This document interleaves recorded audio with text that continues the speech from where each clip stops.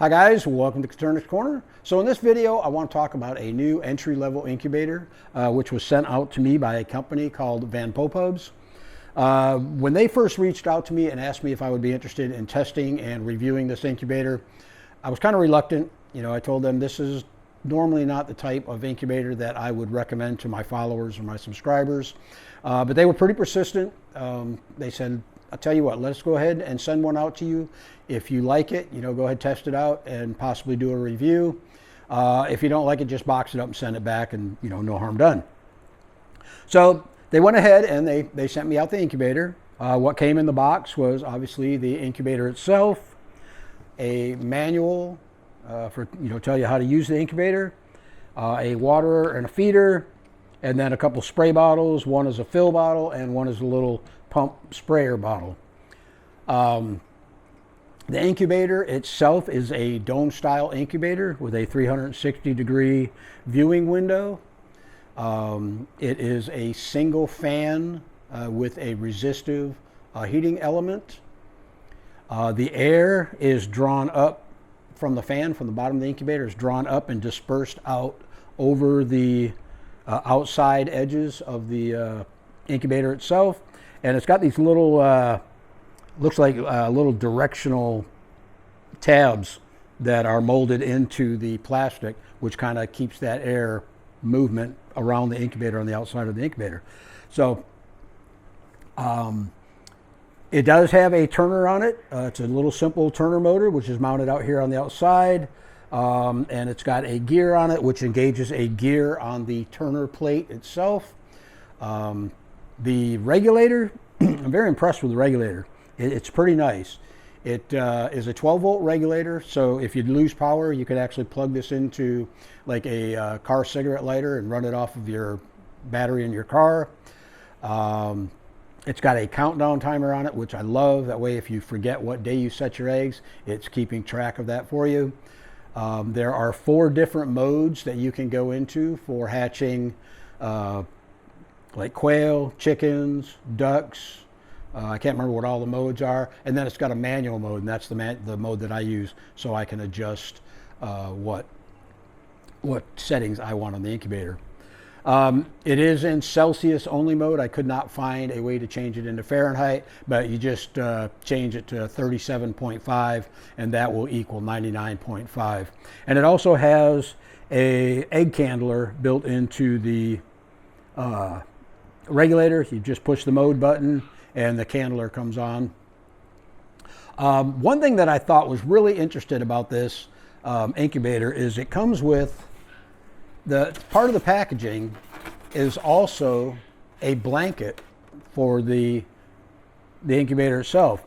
So if you live in a colder climate and the room that you have your incubator in is a little bit chillier than you might like, you can actually just set this down over top of the incubator, and it will help to keep the warmth or the temperature where you want it in the incubator.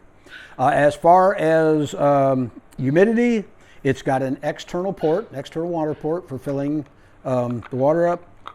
It comes with this little adapter which screws right onto any of your average soda size bottle, and then slides right into the thing like that. Another thing that I like about the water system on this, it's a little bit different than most incubators use. Most incubators have a reservoir that when you fill it up, it just fills the reservoir up. This thing actually has, if you look on the bottom of the incubator, from the fill port over to the center well, which is directly below the fan, the water is piped through a little plastic tubing into that well, and the fan draws the humidity up into the incubator and actually disperses it along with the heated air all around the incubator, so you get a nice even humidity all the way around.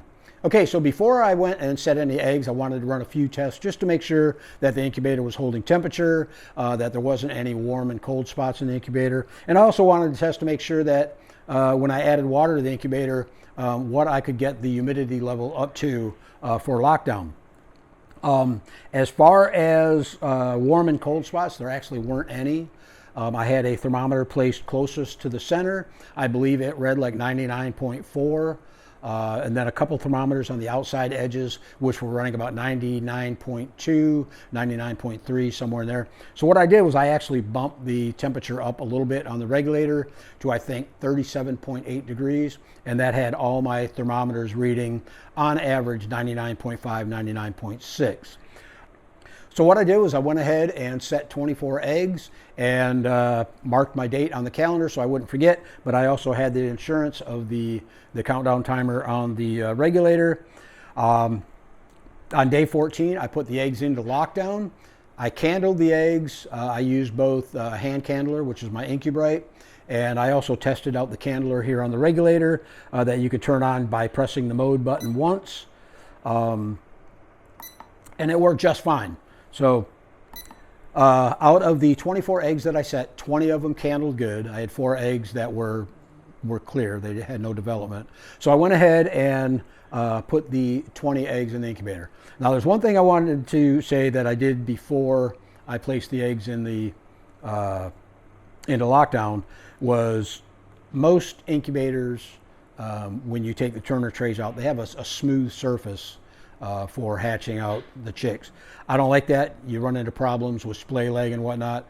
So what I did was I went and cut out a piece of drawer liner material to fit the inside of the incubator, and that's just to give the chicks a little bit better footing when they hatch out, so you don't run into problems with splay leg. So out of the 20 eggs that we put into lockdown, 19 of them hatched. I monitored the humidity throughout lockdown, and it stayed pretty consistent throughout. I did have time where it came up a little bit and the humidity alarm went off, and that was because the chicks started hatching out, and it's normal for your humidity to increase as the chicks hatch out because of the moisture, you know, inside the egg and on the chicks. So the incubator did what it was supposed to do. It incubated and hatched out chicks. Okay, so would I recommend this incubator for someone who is just getting started with quail, or someone who just wants to try hatching some eggs, whether they're chicken eggs, duck eggs, geese eggs, whatever? I believe it would. This incubator does exactly what it's supposed to do. It incubates and hatches out eggs. The temperatures stayed consistent throughout the entire incubation cycle. The humidity stayed where it was supposed to be during lockdown. There was no mechanical failures as far as the Turner motor, the regulator, the heating element. Everything worked as it was supposed to. The incubator can be found on Amazon if you're interested in looking at it. It's under $100. The incubator is, I think they got it listed at like $99 right now. And I'm going to go ahead and leave a link in the description down below. If you're interested, you can check it out. But guys, you know, for an entry-level incubator, or for an incubator that you want to have around just for incubating, you know, smaller size eggs, not smaller size eggs, but smaller size batches, I think this is going to do the job. I'm actually going to set some more eggs in it later on today and run another round through it. So guys, I want to thank you for joining me today. If you have any questions, post them in the comments section down below. If you're not already subscribed to the channel, please do so. It helps me out. You get notified of any new and upcoming videos. So thanks for joining me today, guys, and we'll see you on the next one.